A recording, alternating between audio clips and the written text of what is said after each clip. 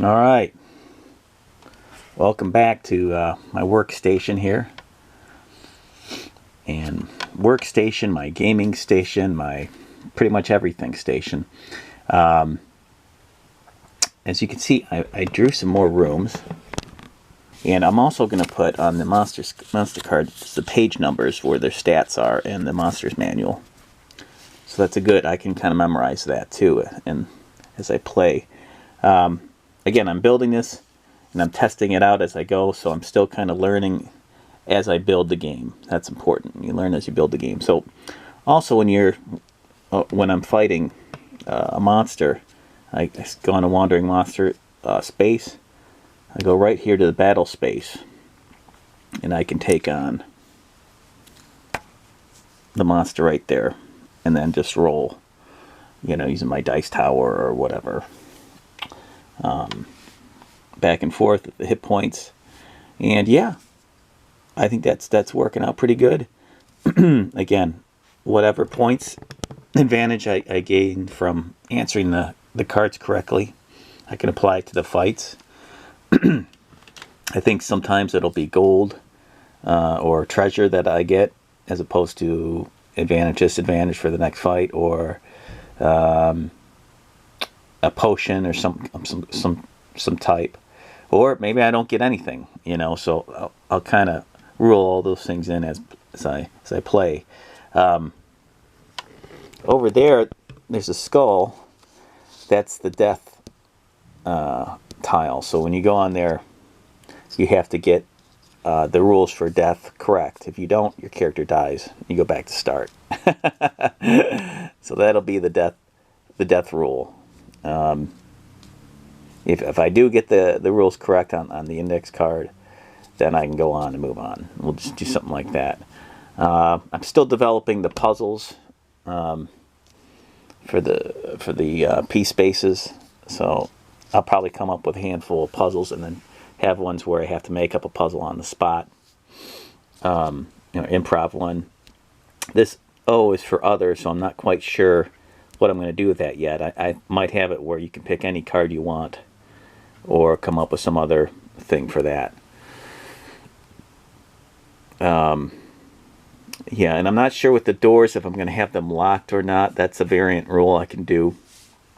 Right here, I can have since it's kind of a dead space, I can have like a little secret passage where you can get another weapon or something from this guy.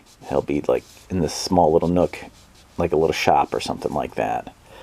So yeah, I think it's pretty cool. Again, I test it out as I go, so I learn the rules as I go with the index cards. I also wanted to show you guys my dice that I've been making on the side, inspired by the Hero Quest custom dice. Now this was for my custom Hero Quest homemade, where you own a room and it's either going to be a monster, a trap, furniture, treasure, nothing, which is symbolized by this web. So I did the same for your campaign when you're traveling and you want an encounter of some type, but it doesn't have to necessarily be like a wandering monster. So here I put different things. So of course the M for wandering monster, the encounter.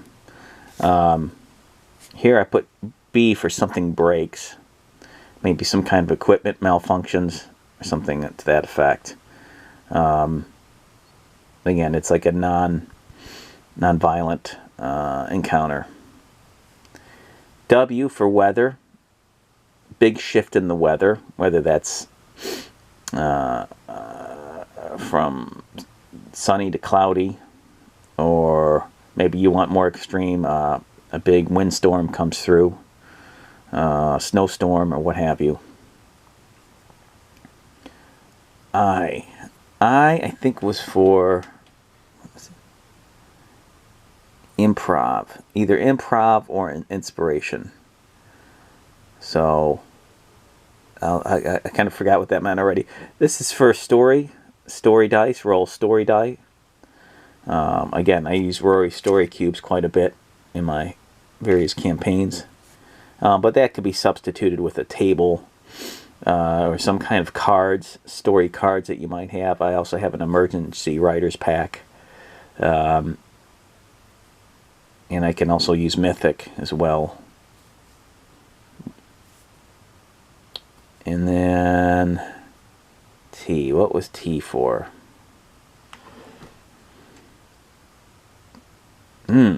Oh no, I'm forgetting what these are for. I should have wrote these down in a key.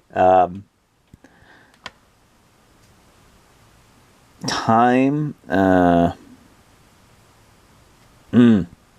have to get back with you on that one. Not temperature. Something to do with the passage of time, maybe. Terrain. That's what it was. Terrain. Whew. Terrain. So something in the terrain is different than usual, out of the norm. So you determine what that is depending on the surrounding area that they're in. It could be a river, creek. It could be a drop in elevation, maybe a small cliff. Some trees that have been cut down and knocked over, crossing the path, etc., etc. That will give advantage or disadvantage to whatever forces that are trying to either fight behind it or cross it. So yeah, there you go. Kind of neat. And I'll roll this during encounters if I feel something needs to happen here while traveling, just to add some flavor, or so there you go. And yeah, again, as always, the Oracle dice, I use this a lot. This is great. This is like a really simple, super simplified version of the Mythic chart in a way. Although you can always use percentile dice with those. And I got a whole bunch of these wooden dice, so I can come up with new, different things in educational board games like this. Or, I mean, I could probably use this Hero Quest custom die with this if I wanted to somehow. Maybe that's what the other would be for. I go on here, roll. You encounter some treasure. Is it locked? Yes, and trapped. Oh boy. So then I have to roll to try to disarm it or take damage or whatever the deal is. Very cool. Thanks for watching. I'll keep you updated on how this game goes. And keep solo questing.